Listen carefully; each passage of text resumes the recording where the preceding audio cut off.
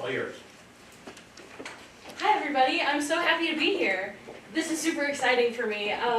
I just graduated from MTSU. I have my degree, it should say it on the paper, in integrated studies, which if any of you are in integrated studies, you know it's kind of the major that you pick when you jumped around so much that you have credits all over the place. But because of all of these different credits that I actually have a lot of experience with all different kinds of people and learning about this specifically, capitalizing on connection opportunities. Now, when Dr. Foote gave me this prompt to speak on for the next couple of minutes, I was like, what should I talk about? That's huge. And really, what I want to share with you guys today is some basic fundamental advice that super helped me out when I was in college, and well, I am continuing on in college, but in my undergraduate, and hopefully if I can give these things to you guys early on, actually, show of hands, freshmen, sophomores, juniors, okay, and are there any seniors? All right, awesome. You got a great healthy mix in here, awesome. So, I'm just going to jump right into it. I don't really have a PowerPoint. I always find that when I have a PowerPoint, I'm so busy trying to figure out which slide I'm on that I'm not focusing on what I'm talking about. Anyways, so I've got 3 main points that I really want to hit on for this. And they are knowing what you want, being bold, and being annoying. And some of these I say just so that I can grab your attention because I know we're after lunch right now, so we're starting to get into that a little bit snoozing phase because I did this last summer and the long days do start to get to you, but I've caught you guys at the beginning, so maybe y'all are still awake. So this first topic, knowing what you want. I am pulling this topic loosely based on one of the 7 habits of highly effective people. Have you guys ever heard of that book? It's by Stephen Covey. Great book. My parents made me read it in middle school and I did not appreciate it at the time. Anyways, beginning with the end in mind is super important for this. So you guys, obviously some of you have been in college a while, some of you are just starting out. You're going to find yourself in spaces with new people, new opportunities, and new ideas being spread around and going on. So when you find yourself in these places, you have to think about what the end goal is and intentionally set those goals in the first place. For me, when I started school, I didn't know what I wanted. I didn't know where I wanted to go. But as I was meeting people and I was figuring out what I wanted, I set a goal for myself. Okay, I want to figure out what I want to do. I ended up meeting my thesis advisor. She is a vice provost here on campus. And when I met her, I realized that higher education administration is something that I really wanted to do. And so when I was meeting with her and talking with her and doing all of these different things, I realized that's something I want to do, and I was reaching that goal of figuring out what I wanted to do. The last point of this is to simplify. I remember when I started college, I was like, okay, I want to lead a club. I want to be on student council. I wanted to do all of these things. And at the end of the day, I realized I can't do it all. You cannot do all of the things that you want to do. So simplify and find the thing that you want to do the most, do it, and then go on to the other things. The next point that I want to hit on that really helps you get capitalizing on these opportunities that you're going to have in college is being bold. I was super mousy when I started college.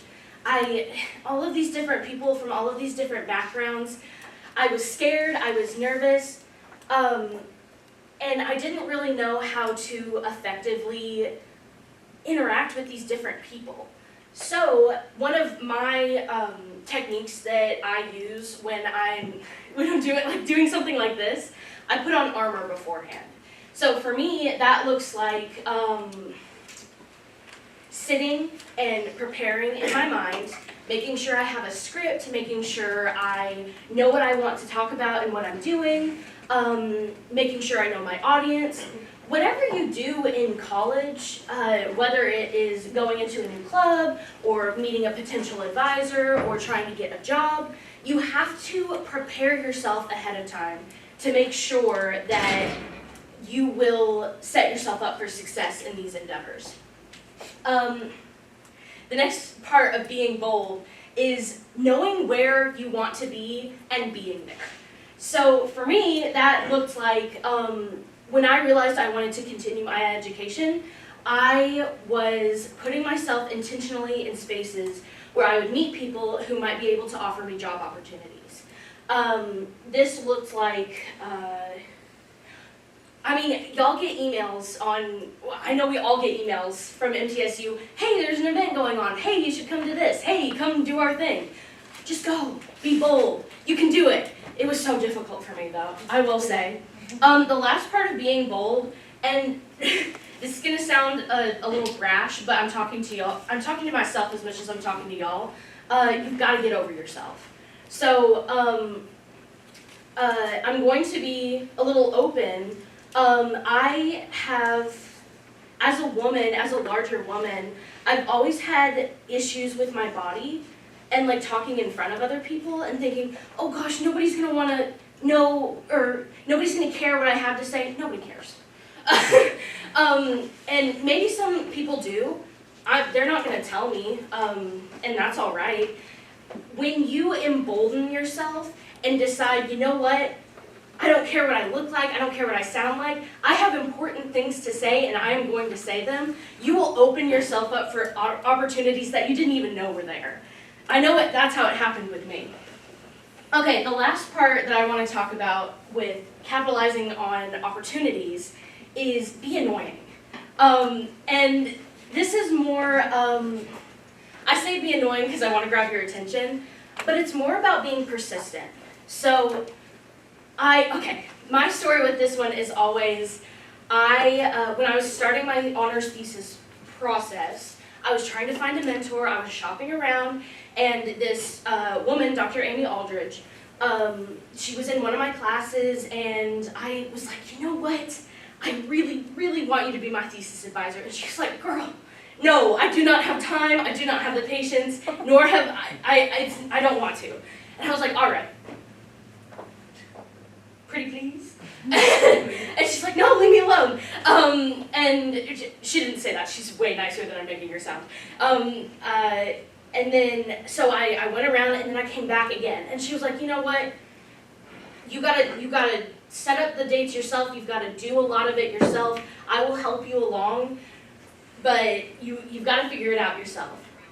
At the end of the day, I achieved that goal that I wanted. I wanted this awesome communications professor to be my advisor for my thesis, and I did it. It took a while, but that persistency, that annoying spirit of I'm going to be here and I'm going to make myself known and I'm going to take up space and I am going to take up your time, not in a mean way, of course, it will get you opportunities, especially in the college space. Proactivity. This is another one of Stephen Covey's 7 Habits for Highly Effective People. So for me, this looked like turning bad situations into something good. I remember I had a class in this room. It was my sophomore year, and the group that I wanted to be a part of for the big group project at the end, I couldn't be a part of because the group had maxed out. And so I was like, oh man, I really don't want to work with new people.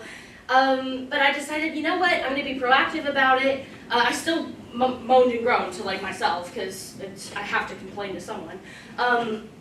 But in this group that I found myself in, I was learning from these people and realizing, you know, I didn't know these people and they're not my friends and they're not the people that I would have picked at the beginning.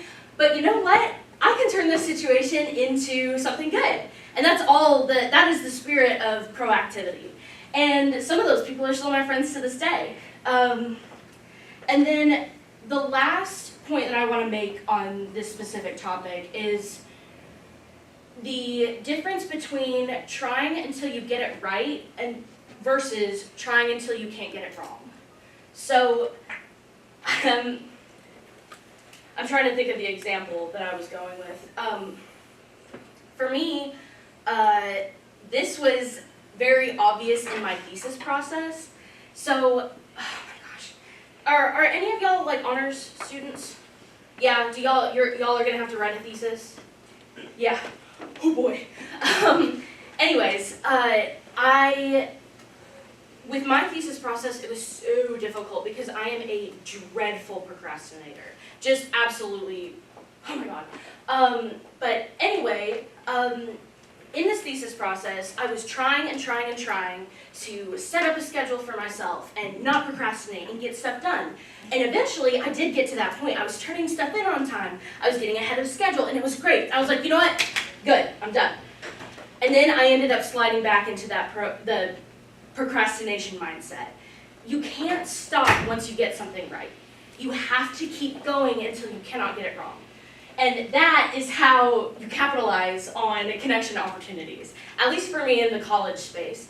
Now, I will say I don't have much, actually let me get a, are any of y'all business majors? Okay, are any integrated studies majors? Darn. Is anybody in like the math or the science fields or anything like that? Yeah? How about liberal arts? Anyone in there? Alright, is there anyone else that I'm not covering? Just shout out what you're doing if you want. What's up? I'm social work. Heck yeah, thank you very much. So I'm not familiar with all of these spaces, but these are all little tiny bits of advice that I have gathered from my mentors and my friends and my enemies over the years of my college experience that have really helped me not just do the things that I want to do, but also be who I want to be while I'm doing those things, if that makes sense. I so appreciate Dr. Foote for letting me come and speak today. And I hope it's okay if I talk about this, but so in my cohort last semester, there was a student speaker who was in the class the whole time. And at last semester, no, 2 semesters ago, I was like, hey, I want to do that, or I want to come and speak, or whatever. Then he asked me, do you want to come and speak for this one? And I was like, yes! And so that story is to say that the last thing I want to leave you guys with is that some of these opportunities that are out there, you have to make for yourself. You have to find where you want to be and be there.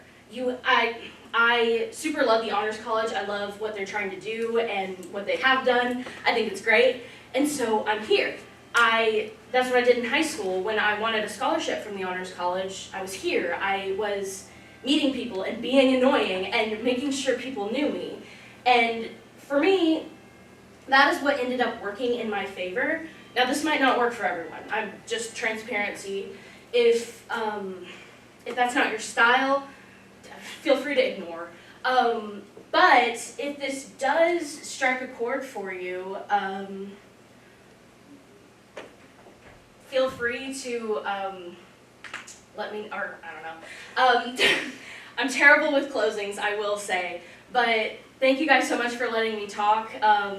I appreciate y'all's attention, and I am so excited for y'all to be here in this class. This was a super great opportunity and experience for me last year, and I will say, being in this class and being a part of the Institute of Leadership Excellence is one of the points that actually helped get me my GA position that I have at the student unions right now. So you all are in the right place, you're doing the right thing, and I'm so excited to see what y'all end up doing in the future. I mean, there's not really, send me an email if you want to, I don't know. Anyways, thank you all so much for letting me be here. I will quit yapping now. And I guess, are there any questions or anything? Yeah, sure.